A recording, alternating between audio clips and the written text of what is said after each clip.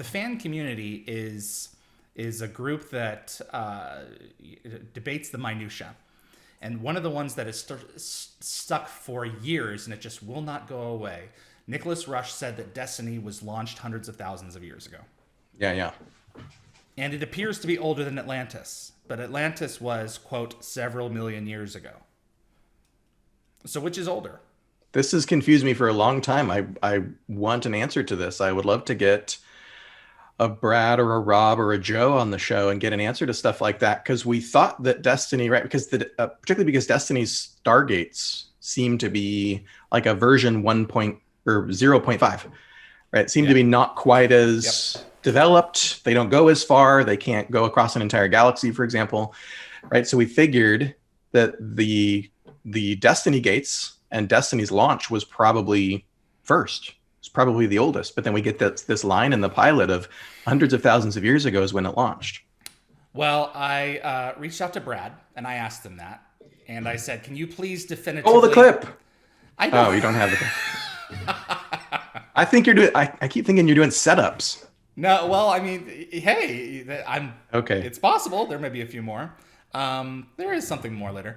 But in terms of the Destiny answer, I asked him, because you're the canon guru in terms of like show canon, regardless of what Rush said, because he's just making a comment. What's the answer? And he said Destiny is older. Period. So I mean, there's gonna be fans who are gonna be like, well, Rush said it, so that's what. That's what I thought. Brad Wright, who created Nicholas Rush, Destiny is older.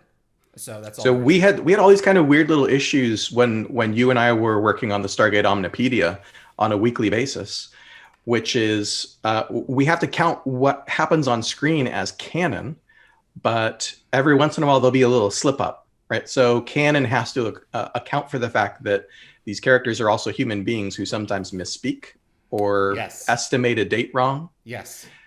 Just because they say something does not mean it's definitive. So... Yeah, there's an episode where Cam Mitchell references one of SG-1's previous missions, and he rattles off the planetary designation, and he transposes two of the digits. Yeah. That doesn't mean that the planet is now called that.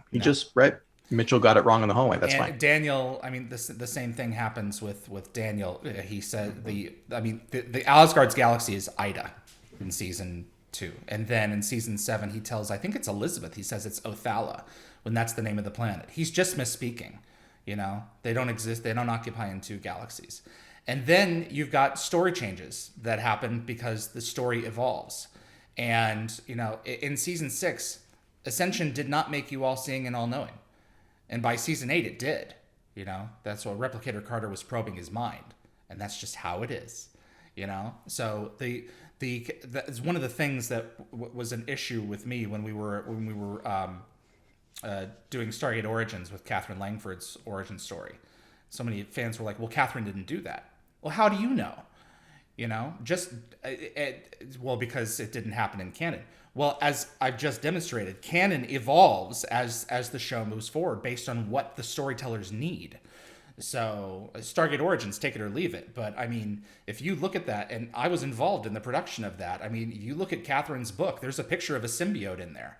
The DHD is in there. The reference to the reference to the dial home being the dial home device being the one that they have in Berlin is a reference to season 5 in The Tomb, where Daniel reveals that the Germans dug up the gate, which makes and dug up the DHD and which is the Germans had it. So it makes sense that the Germans would have come in at some point in the story, and so that's there's lots of those little touch points in Stargate Origins. Like the Harcesis was a bit more prominent of a reference to SG-1 canon. Yes, the Harcesis too. I completely forgot about that. Yeah, but all the Origins ultimately does, I think, in terms of canon is it just says that Catherine doesn't remember. Right? Spoiler alert for the end of Stargate Origins. She just doesn't remember that this happened to her. Yeah, exactly. So I think it solidifies the relationship with the movie and the show more than not. And I look at that like I'm a huge fan of the original Shining, a huge fan of the book, the original Shining. That's what I mean by that. Not the Stanley Kubrick version. I saw the Stanley Kubrick version for the first time just a few years ago. and it's fine. You know, it's a great horror movie, but it's not the story. It takes elements of the story. And then what Doctor Sleep did as a book was show that the miniseries, the ABC miniseries, was actually more appropriate to what happened, because in the end of the miniseries, Daniel Torrance graduates with honor. I'm sorry for any non-Stephen King fans out there. I apologize. But the elements of the miniseries were actually in Doctor Sleep. And then the movie comes out, Doctor Sleep, and it tries to merge the Kubrick vision with the King vision of The Shining. And that's, I think, what Origins really tried to do. So whether you think it took a lot of inspiration from the feature film, but I think it works pretty well as glue between the two. Yeah, between SG1 and the film. So let's move on.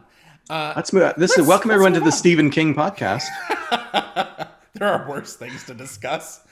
Thank you for watching this clip from Dial the Gate. If you enjoyed the video, please consider giving us a thumbs up with that like button. It will encourage the algorithm to show this to other Stargate fans. Also, please consider sending this to a fellow Stargate friend. I also want to invite you to subscribe to future episodes right here on YouTube. We are a live show, so changes are likely to happen all the time. And if you plan on joining us live, you'll want to be the first to know. Be sure to visit dialthegate.com for the complete guest schedule, so you'll know when to join us and ask your very own questions to our guests. See you on the other side.